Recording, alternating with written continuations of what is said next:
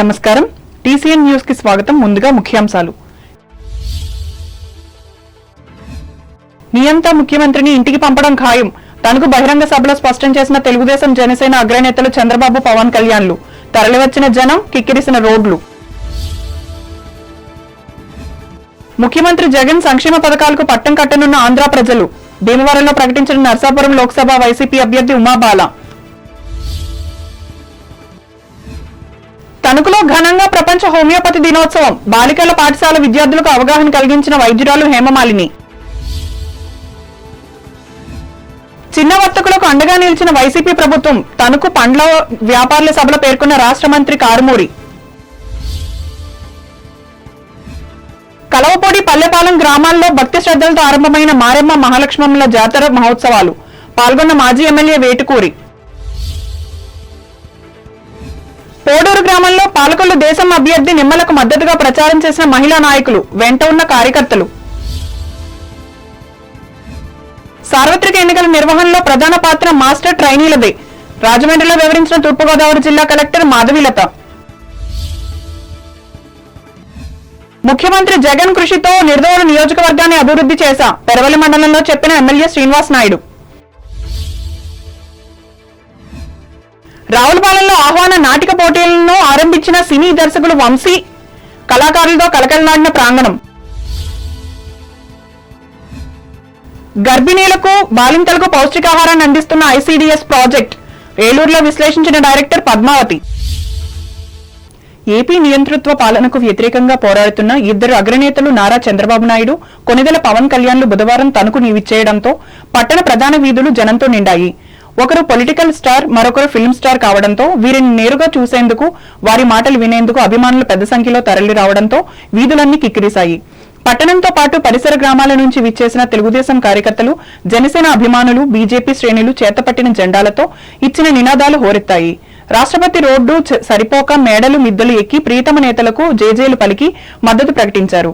మహిళలు సైతం ఉత్సాహంగా చేతులు ఊపి సంఘీభావం తెలిపారు. గంటన్నర ఆలస్యంగా విచ్చేసిన ఎండను సైతం లెక్క చేయకుండా నేతల ప్రసంగాలు విని ఆనందించారు. ముళ్లపూడి పాలిటెక్నిక్ ప్రాంగణంలో ఏర్పాటు చేసిన హెలిప్యాడ్ లో 2 వేరువేరు హెలికాప్టర్లలో దిగిన నాయకులిద్దరికీ తణుకు తెలుగుదేశం అభ్యర్థి ఆరుమిల్లి రాధాకృష్ణ, నర్సాపురం లోక్సభ బీజేపీ అభ్యర్థి భూపతిరాజు శ్రీనివాస్ వర్మలు ఘన స్వాగతం పలికారు. ఇక్కడే కొంతసేపు ఉన్న తర్వాత ప్రభుత్వ ఆసుపత్రి సమీపంలో ఏర్పాటు చేసిన బహిరంగ సభలో పాల్గొని బాబు, పవన్లు ప్రసంగించారు.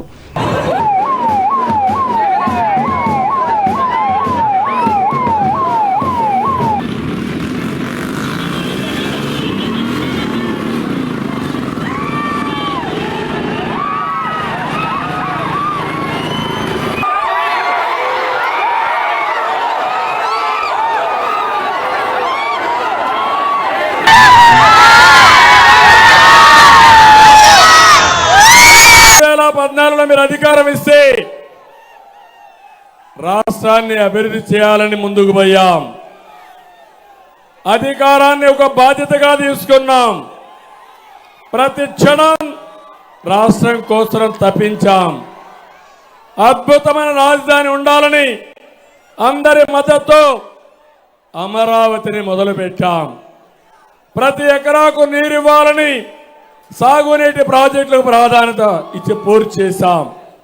7 మండలాలతో కలిపి పోలవరాన్ని 72% పూర్తి చేసిన బాధ్యత ఆ రోజు ఎన్డీఏ పార్ట్నర్స్కే దక్కింది. 11 కేంద్ర విద్యా సంస్థలు తెచ్చి, భూములు ఇచ్చి, నిధులు సాధించి పనులు చేశాం. 100కు పైగా సంక్షేమ కార్యక్రమాలు తీసుకొచ్చాం. ప్రతి ఒక్క కుటుంబానికి బాసటగా నిలబడ్డాం. 5 ఏళ్లలో ప్రపంచంలో పెట్టుబడులు తీసుకొచ్చి మా తమ్ముళ్ళందరికీ ఉద్యోగాలు కల్పించాం. తమ్ముళ్ళు జాబు రావాలంటే మళ్ళీ మీకు జాబు రావాలంటే మేము రావాలి. కూటమి రావాలి. కూటమి రావాలంటే మీరేం చేయాలి?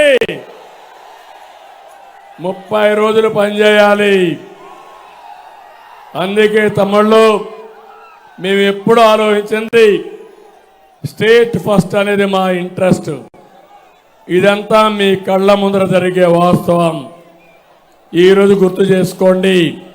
ఎక్కడ చూసినా ఇష్టానుసారంగా రాష్ట్రాన్ని విధ్వంసానికి గురి చేసి అప్పులకు తప్పులకి ఇప్పుడు రాష్ట్రం అయితే వెంటిలేటర్ పైన ఉండే పరిస్థితి వచ్చింది. కొన ఊపిరి పైన ఉండే రాష్ట్రానికి ఎన్డీఏ ఒక ఆక్సిజన్ గా పనిచేస్తుంది, శక్తి నుంచి బతికిస్తుంది. రాజధాని కట్టుకోవాలి, పోలవరంతో సహా సాగునీటి ప్రాజెక్టులు పూర్తి చేసుకోవాలి, రాష్ట్రానికి పరిశ్రమలు తేవాలి, మా బంగారు తమ్ముళ్ళకి ఉపాధి కల్పించాలి, ఉద్యోగాలు ఇప్పించాలి, ఇండస్ట్రియల్ కారిడార్స్ అభివృద్ధి చేయాలి. ఇవన్నీ జరగాలంటే కేంద్రం మద్దతు, నరేంద్ర మోడీ గారి సహకారం ఈ రాష్ట్రానికి అవసరం. అప్పుడే శిథిలమైన రాష్ట్రాన్ని మళ్ళీ ఘాటున పెట్టగలుగుతాం. ప్రజలందరూ అర్థం చేసుకోవాలి, ప్రత్యేకంగా యువత అర్థం చేసుకోవాలి. నా అక్షరాలు ప్రజాశక్తులు వహించే విజయ ఐరావతాలు. నా అక్షరాలు వెన్నెల్లో ఆడుకునే ఆడపిల్లలు. నా అక్షరాలు ఇది రాసింది మన మండపాక పంచాయతీలో పుట్టిన దేవరకొండ బాలగంగాధర్ తిలక్ గారు రాసింది. మన తణుకు బాపు గారు లాంటి ఒక గొప్ప చిత్రకారుని పుట్టించింది.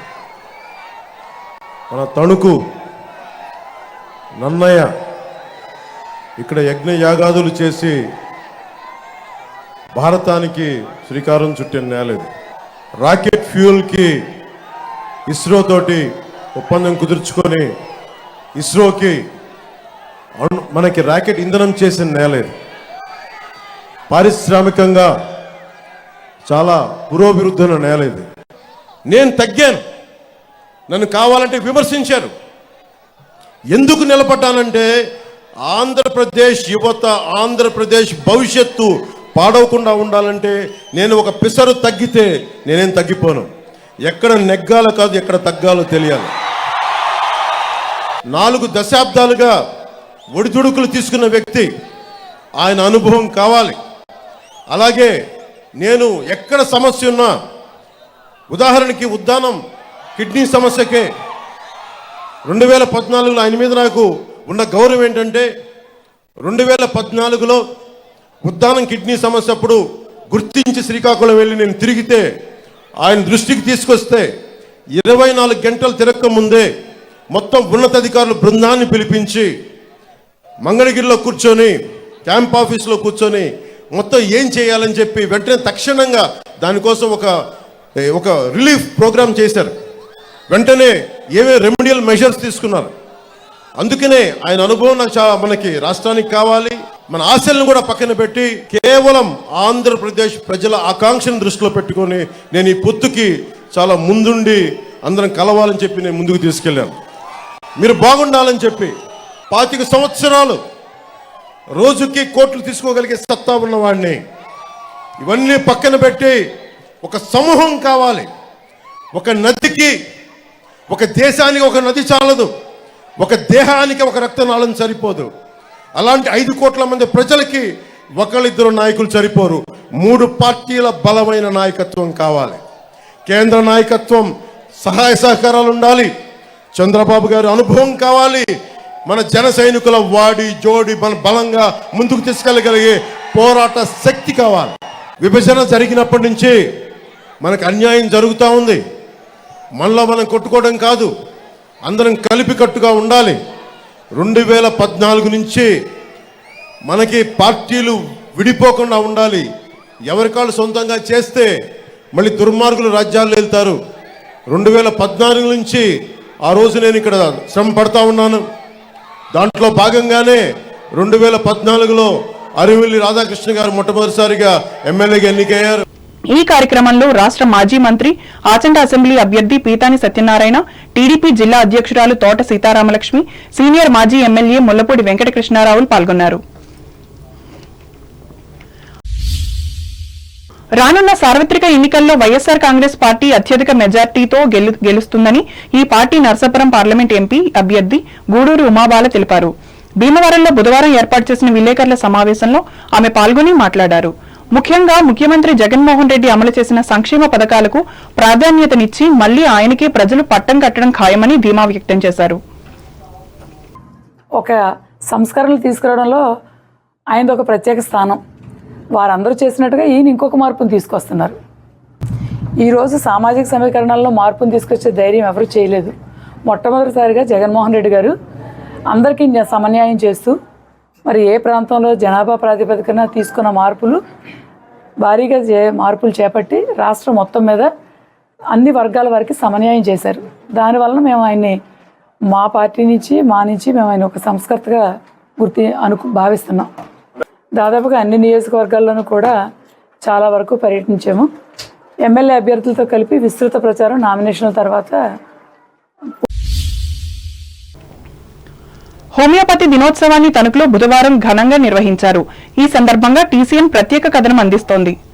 హోమియో వైద్య పితామహుడు డాక్టర్ శామ్యూల్ హానిమన్ 1755 ఏప్రిల్ 10వ తేదీన జర్మనీలో జన్మించి 1816లో కనుగొన్న హోమియో వైద్య ప్రక్రియ ప్రపంచ ప్రజలను విశేషంగా ప్రభావితం చేసింది.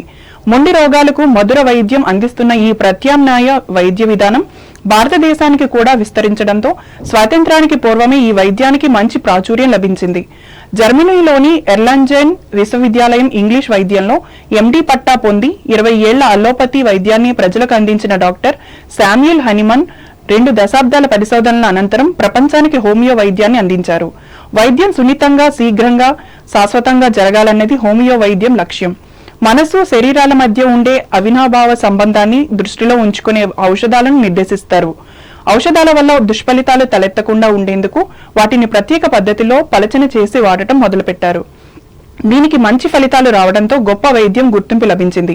దాంతో అన్ని దేశాలకు విస్తరించి ప్రతిభావంతమైన వైద్య విధానంగా ప్రజలు ముందుకొచ్చింది. ఈ నేపథ్యంలో 1900 ప్రాంతంలో హోమియో వైద్యాన్ని తణుకుకు చెందిన పలువురు సంఘ సేవకులు అభివృద్ధి చేశారు. ఇందులో భాగంగా ప్రముఖ న్యాయవాదులు పోతాప్రగడ శ్రీరామారావు, డాక్టర్ తేతలి సీతారామయ్య, తణుకు తొలి జర్నలిస్ట్ అయ్యగారి వీరేశ్వరరావు, సోరంపూడి ముక్తేశ్వరరావులు హోమియో వైద్యం నేర్చుకుని ఉచితంగా సేవలందించారు. దాంతో హోమియో వైద్యం విశిష్ట ప్రాచుర్యం పొందింది. ఈ మేరకు 1940లో తణుకు జిల్లా పరిషత్ ఉన్నత పాఠశాల ప్రాంగణంలో ఆంధ్ర రాష్ట్ర హోమియోపతి మహాసభను నిర్వహించారు. ఈ సందర్భంగా ఇదే ప్రాంగణంలో నెలకొల్పిన జాస్తి సీతామహాలక్ష్మి జిల్లా పరిషత్ బాలికోన్నత పాఠశాలలో హోమియో దినోత్సవాన్ని నిర్వహించి గత చరిత్రను గుర్తు చేసుకున్నారు. దీనిని పురస్కరించుకుని ఏర్పాటు చేసిన సభలో పట్టణానికి చెందిన హోమియో వైద్య నిపుణురాలు జవాది హేమమాధురి ముఖ్య అతిథిగా పాల్గొని ఈ వైద్యానికి ఉన్న ప్రాధాన్యతను విద్యార్థులకు వివరించారు. అనంతరం ఉచితంగా వైద్య సేవలందించారు. అయితే ఈ హోమియోపతిని కనిపెట్టారో ఆయన పుట్టినరోజు అనమాట. ఇది యాక్చువల్గా ఇండియన్ మెడిసిన్ కాదు, జర్మన్ మెడిసిన్ అనమాట. కూడా ఒక అలోపతిక్ డాక్టర్. కొన్ని బుక్స్ని ట్రాన్స్లేట్ చేసేటప్పుడు ఆయనకి ఏంటంటే హోమియోపతి గురించి తెలుసుకోవడం జరిగింది. ఆయనే మెడిసిన్స్ తీసుకుని ఆయన మీద ప్రూవ్ చేసుకుని ఇంగ్లీష్ ప్రాక్టీస్ మానేసి ఈ ప్రాక్టీస్ అనేది స్టార్ట్ చేశారు. పూర్వకాలంలో ఎక్కువ లీచెస్, జలగలు, వీటితో ఇలాంటి మనుషుల్ని ఇబ్బంది పెట్టే చాలా different types of medical systems ఉండేవి. వాటినన్నిటినీ కాకుండా మంచి వేలో క్యూర్ చేయాలి, పేషెంట్కి ఇంకా ఇబ్బంది కలిగించకూడదన్న ముఖ్య ఉద్దేశంతో ఈ హోమియోపతిని ఇది చేయడం జరిగింది. హోమియోపతి చాలా స్లోగా పనిచేస్తుంది అలా అనుకుంటారు, కానీ హోమియోపతి అలా కాదు, చాలా ఫాస్ట్గానే పనిచేస్తుంది. ఇంకా ఇది కాస్ట్ ఎఫెక్టివ్ కూడా, అందరికీ అందుబాటులో ఉండే రీతిలో ఉంటుంది. ఈ మనస్తత్వం బట్టి, మీ ఎక్స్పీరియన్స్ని బట్టి ఒక్కొక్క మెడిసిన్ అనేది ఇండికేట్ అవుతుంది మీకున్న కంప్లైంట్స్ బట్టి. సో అందరికీ ఒకటే కాకుండా ఎవరి తత్వాన్ని బట్టి వాళ్ళకి మెడిసిన్ ఇవ్వడం అనేది జరుగుతుంది. సైడ్ ఎఫెక్ట్స్ ఏమీ ఉండవు. లాంగ్ టర్మ్లో మీకు మంచి క్యూర్ అనేది ఉంటుంది. పాఠశాల ప్రధానోపాధ్యాయులు తోట వరలక్ష్మి అధ్యక్షతన జరిగిన ఈ సభలో వివిధ విభాగాల ఉపాధ్యాయులు పులుపు కళావతి, రాపాక మహాలక్ష్మి, ఆర్ విజయకుమారి, కె మాధవీలత, బొంగు రమాదేవి, ఎం హేమమాలిని, అబ్దుల్ షాహీదా బేగం, జె వినోదులు పాల్గొన్నారు. తణుకు ఎమ్మెల్యేగా తాను తిరిగి గెలుపొందితే పండ్ల వర్తకుల సమస్యలను చిత్తశుద్దిగా పరిష్కరిస్తానని వైఎస్సార్ కాంగ్రెస్ పార్టీ అభ్యర్థి రాష్ట్ర పౌర సరఫరాల శాఖ మంత్రి కారుమూరి వెంకట నాగేశ్వరరావు హామీ ఇచ్చారు. ఎన్నికల ప్రచారంలో భాగంగా పట్టణంలోని ఆదివారం సంత మార్కెట్లో బుధవారం జరిగిన వర్తకుల ఆత్మీయ సమావేశంలో ఆయన పాల్గొని మాట్లాడారు. చిన్న వర్తకులకు రక్షణగా ఉండాలని ధ్యేయంతో తమ ప్రభుత్వం పనిచేసినట్లు చెప్పారు.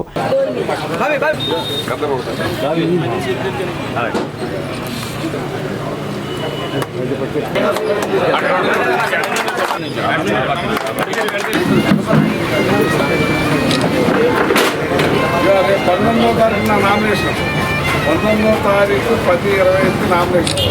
హలో,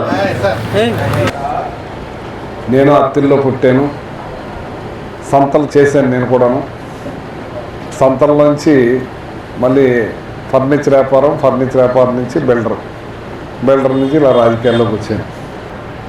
ఈ లాస్ట్ నా కోరిక దీన్ని బ్రహ్మాండంగా తయారు చేయలేదు. కానీ 2 సంవత్సరాల పైనే మనకు కరోనాతోటి ఫైనాన్స్ వచ్చింది కూడా మనకు చాలా ల్యాప్స్ అయిపోయింది. అందుకని దీన్ని ముట్టుకోలేకపోయాం. ఇది మీరు ఎడకుండానే నేనే చెప్తున్నాను, ఇది బాగా కడదాం, బాగా చేద్దామని. ఖచ్చితంగా దీన్ని కడతాము. 50 షాపులు వచ్చేలాగా విశాలంగా బ్రహ్మాండంగా 50 షాపులు వచ్చేలాగా కడదాం. ఎక్కువ రెంట్ వచ్చేలాగా, తక్కువ రెంట్ తోటి ఎక్కువ రెంట్ వచ్చేలాగా చేస్తానని 6 నెలల లోపలనే కంప్లీట్ చేస్తానని చెప్పి ఈ సందర్భంగా మీకు మాట ఇస్తాను.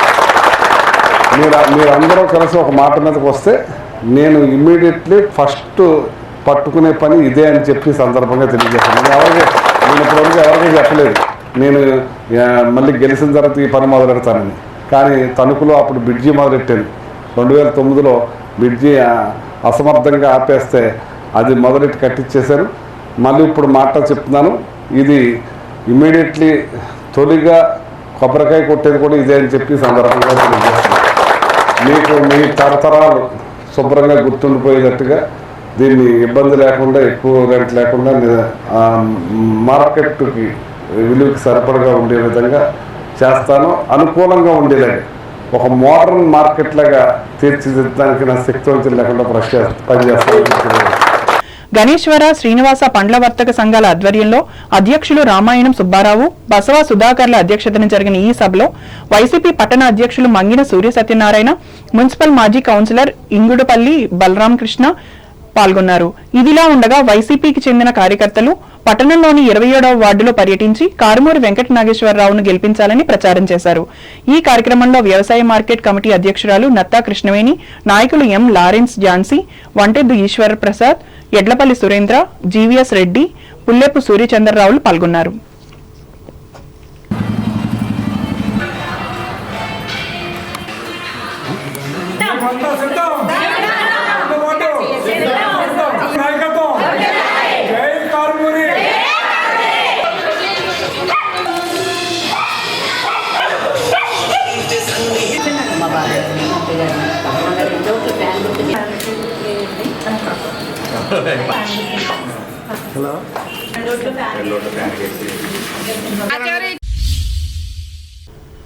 తాడేపల్లిగూడెం శాసనసభ అభ్యర్థిగా పోటీ చేస్తున్న రాష్ట్ర ఉప ముఖ్యమంత్రి కొట్టు సత్యనారాయణకు మద్దతుగా పట్టణంలోని 5వ వార్డులో కార్యకర్తలు బుధవారం ప్రచారం చేశారు.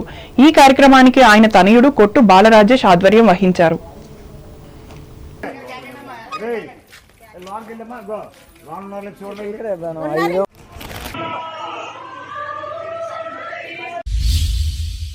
ఉండి నియోజకవర్గ పరిధిలో కల్వపూడి, పల్లెపాలెం గ్రామ దేవతలైన మారెమ్మ, మహాలక్ష్మమ్మల జాతర మహోత్సవాలు బుధవారం నుండి ఘనంగా ప్రారంభమయ్యాయి. ఉండి మాజీ ఎమ్మెల్యే, స్వతంత్ర అభ్యర్థి వేటుకూరి వెంకట శివరామరాజు అమ్మవార్లను దర్శించుకుని ప్రత్యేక పూజలు చేశారు. ఈ సందర్భంగా ఆయన మాట్లాడుతూ ఈ జాతరను పురస్కరించుకుని 11 రోజుల పాటు అన్ని పరిసర గ్రామాల్లో ఆధ్యాత్మిక ఊరేగింపులు జరుగుతాయన్నారు. ఈ గ్రామ మాజీ సర్పంచ్ తిరుమాని మార్రాజు, మాజీ ఎంపీటీసీ బస్వాని వడ్డీకాసులు, బర్రె కనకరాజులు పాల్గొన్నారు.